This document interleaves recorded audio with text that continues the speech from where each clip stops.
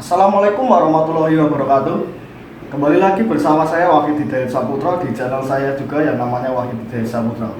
Oke, kali ini saya akan membahas sedikit tentang dasar otomotif kelas 10 ya. Kebetulan dulu saya waktu SMK jurusannya adalah teknik kendaraan ringan otomotif. Jadi saya belajar teknik kendaraan ringan otomotif itu dari kelas 10. Karena kenapa saya mengambil jurusan otomotif? Sejak dulu saya itu suka dengan modifikasi sepeda motor, mobil juga sedikit suka. Tapi karena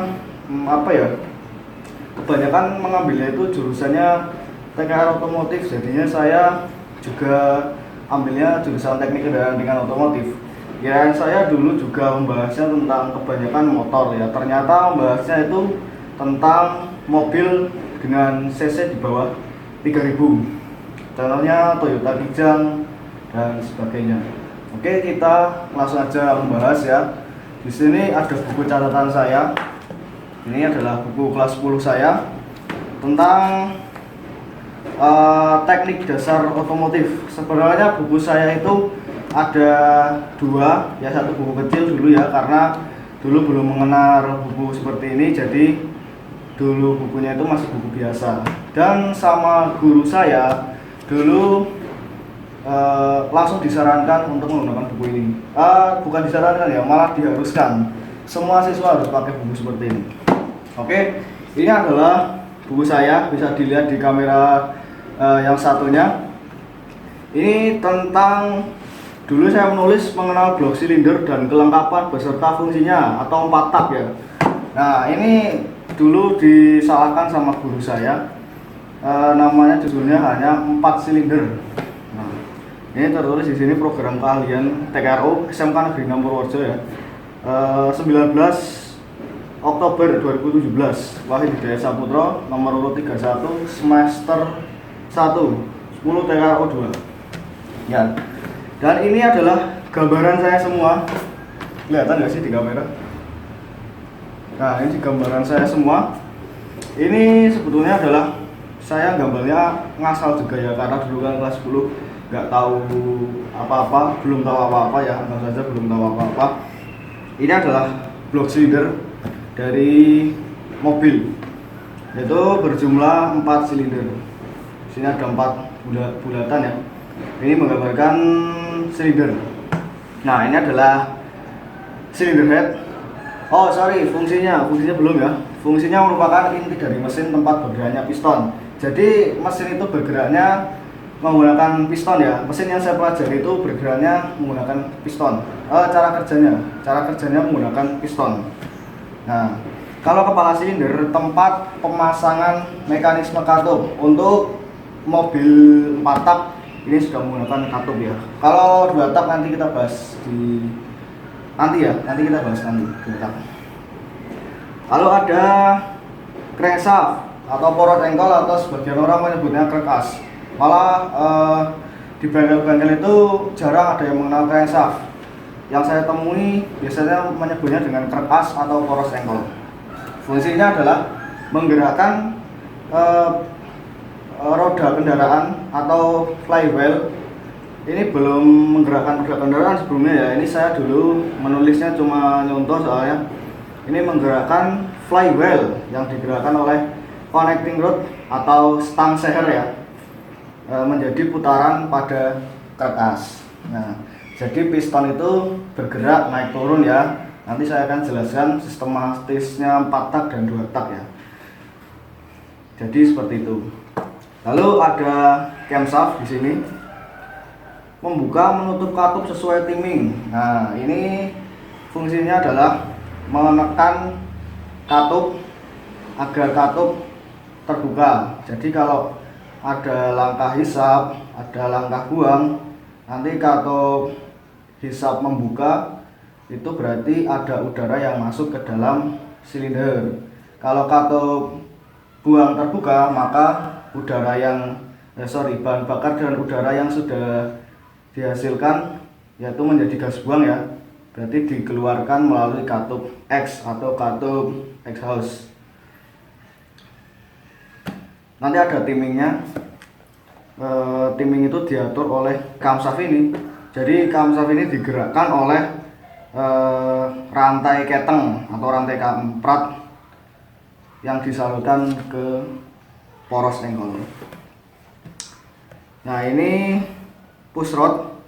Nah, itu kalau pada mesin-mesin mobil itu biasanya ada push rod ya. Push rod itu dari cam loop dari camshaft itu tidak langsung ke rocker arm atau pelatuk katup tersebut, tapi melalui push rod terlebih dahulu. Itu di beberapa mobil sering dijumpai terdapat push rod dan ada juga yang tidak terdapat push rod. Jadi dari camshaft itu langsung menuju ke rocker arm, langsung menempel pada rocker arm dan langsung menekan katup.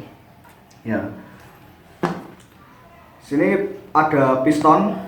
Piston itu fungsinya bergerak naik turun dalam silinder untuk melakukan langkah hisap, kompresi, usaha dan buang. Nah, ini pada motor 4 tak itu merupakan motor yang bergerak dalam 4 siklus, yaitu siklus pertama langkah hisap, kompresi, usaha dan buang. Jadi langkah hisap pertama katup hisap terbuka, lalu piston bergerak ke bawah, kebalik ya, piston bergerak ke bawah, katup in terbuka dan menghisap campuran udara dan bahan bakar dari karburator. Nah, langkah selanjutnya adalah langkah kompresi. Dalam langkah ini semua katup tertutup, jadi piston bergerak naik ke atas, lalu udara tersebut dikompresikan sehingga mencapai tekanan yang tinggi. Lalu di langkah usaha, busi memercikkan bunga api beberapa derajat sebelum TMA. TMA itu adalah titik mati atas dari silinder ya. Jadi busi itu memercikkan bunga api. Lalu karena percikan bunga api tersebut, udara itu kan bertekanan. Nah, lalu piston itu terdorong ke bawah, lalu menghasilkan gas buang. Gas buang tersebut lalu dibuang melalui katup X. Jadi langkah buang ini katup bergerak ke bawah. Katup bergerak ke atas. Bukan katup ya. Saya malah agak grogi ini. Jadi piston bergerak ke atas, lalu katup buang terbuka. Jadi udara dan bahan bakar yang sudah terbakar menjadi gas buang lalu dibuang ke knalpot dan ke udara bebas. Nah, ini connecting rod tadi sudah saya jelaskan ya, stang seher itu menghubungkan piston ke crankshaft atau peras. Lalu ada busi. Nah, di sini gambarnya ini cylinder head ya. Kelihatan nggak sih? Nah, ini cylinder head. Saluran masuk ini ya. Ini katup in dan ini katup X. Saluran masuk dan saluran buang. Nah, ada piston, ini gambarnya kita abaikan saja. Lalu ini ada apalagi yang penting-penting aja ya. Nah, ini ada rantai kamprat, fungsinya menghubungkan antara crankshaft dan noken as atau menghubungkan crank as dan noken as. Distributor ini untuk pada mobil ya, alat untuk membagi-bagi tegangan ke busi-busi. Nah, ini maksudnya adalah silinder pada mobil kan ada 4 ya. Yang saya pelajari itu kebanyakan silindernya 4. Jadi distributor itu membagi busi itu menjadi apa ya, istilahnya gimana ya, saya agak susah menjelaskan.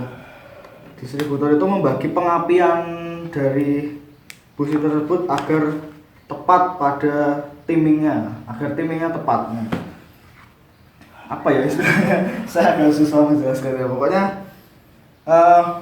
kalau mesin 4 silinder itu meledaknya itu nggak bersamaan. Jadi meledaknya busi itu, percikan busi itu dari busi 1, kemudian busi 3, kemudian busi 4, terakhir busi 2. Atau pertama pada silinder 1, lalu ke silinder 3, lalu ke silinder 4, terakhir ke silinder 2. Nah, itu yang saya pelajari seperti itu. Nah, itu adalah komponen dari mesin 4 tak ya tadi ya. Lalu untuk mesin 2 tak, tadi untuk 4 tak saya nggak ada contoh ya pada motor, tapi kalau 2 tak ini saya ada contohnya. Nah, ini saya sudah apa ya? Ini ada. Nah, ini contoh blok silinder, krek as, piston, sama silinder dan businya. Ini punya genset merek Yamaha yang sudah saya bongkar karena sudah tidak bisa menyala lagi. Saya cek magnetnya yang mati. Nah, kalau pada mesin-mesin kecil tidak menggunakan distributor, biasanya hanya menggunakan magnet pulser biasanya. Nah, ini kita langsung lihat. Di sini ada piston ya. Ini piston 2 tak. Piston 2 tak seperti ini. Hanya punya 2 ring. Yang ringnya 1 udah hilang ya. Ini adalah ring kompresi semuanya. Ring 1, 2 kompresi. Kalau untuk motor 4 tak, di sini ada ring 1 lagi, yaitu untuk ring oli. Ya kalau mesin 2 tak itu kan olinya ada oli samping juga ya, mungkin sudah dipompa oleh oli samping karena ini mesin kecil juga. Hanya berapa ya? 63 cc. Kalau di blok sininya tulisannya 63 cc. Nah, ini adalah krek as atau crankshaft. Ini connecting rod yang saya jelaskan tadi atau setang seher. Ini masih bagus loh. Tapi sayang sekali kalau untuk perbaikan ini saya butuh biaya banyak soalnya saya belum punya uang. Nah, ini adalah krek asnya. Di sini ada bearing 1, yang 1 udah hilang, udah nggak bisa muter, jadi saya nggak pakai lagi. Ini buat contoh aja ya. Ini krek asnya. Nah, ini blok silinder seperti ini ya. Ini untuk 2 tak terdapat lubang-lubang di sini. Reed valve, ada reed valve buat masuk udara dan buat keluar gas buang. Di sini masuknya lewat masuknya lewat itu apa, crankcase, masuknya lewat crankcase kalau ini. Jadi lewat crankcase berputar di dalam piston lalu masuk ke silinder. Ya, 63 cm kubik. Jadi kalau pada 2 tak itu hanya punya 2 siklus, yaitu langkah hisap kompresi dan langkah usaha dan buang. Jadi seperti ini. Nah, untuk motor 2 tak sendiri langkahnya adalah seperti ini. Ada langkah kompresi dan hisap. Nah, langkah pertama adalah langkah kompresi dan hisap. Jadi pada bagian atas piston akan terjadi aksi kompresi secara bersamaan. Terjadi aksi hisap di bagian poros engkol atau ruang pembilasan.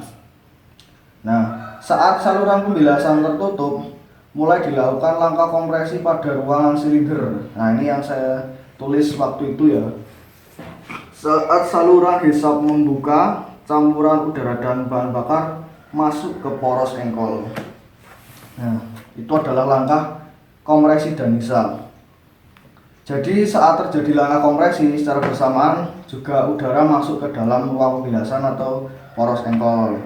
Nah, langkah kedua adalah langkah usaha dan buang. Jadi sebelum piston mencapai TMA, busi membersihkan bunga api dan membakar campuran bahan bakar dan udara dan mendorong piston dari TMA ke TMB, titik mati atas dan titik mati bawah. Setelah saluran hisap tertutup, saluran bias membuka. Campuran udara dan bahan bakar mendorong piston bergerak naik dan mendorong gas sisa ke knalpot. Inilah yang membuat motor 2 tak itu boros ya guys. Jadi saat saluran bias membuka, udara bahan bakar itu masuk. Secara bersamaan, gas sisa tersebut juga keluar. Jadi salurannya itu hampir sejajar gini loh. Jadi kalau udara dan bahan bakar masuk ke sini, secara bersamaan didorong juga gas sisa tersebut. Nah, seperti itu. Nah, itulah teman-teman yang dapat saya sampaikan. Atas kurang lebihnya saya mohon maaf. Atas kekurangan saya mohon maaf ya. Kalau lebihnya ambil aja. Jadi saya membuat konten ini karena saya juga dulu jurusan teknik kendaraan dan otomotif, dan saya berinisiatif karena ada contoh sedikit di sini. Saya membahasnya untuk kalian semua, dan catatan juga saya juga masih banyak belajar. Jadi kalau saya ada salah mau dimaklumi ya, dan kritik dan saran saya terima. Di kolom komentar silahkan tulis kritik buat saya, saran buat saya bersyukur bisa dapat kritik masukan yang banyak, itu saya bersyukur. Jadi saya bisa lebih banyak belajar, dan alhamdulillah semua orang yang saya kenal itu sering memberikan kritik dan saran kepada saya. Semoga info ini bermanfaat. Jangan lupa tinggalkan subscribe jika kalian suka ya. Klik tombol loncengnya juga. Oke, terima kasih. Wassalamualaikum warahmatullahi wabarakatuh.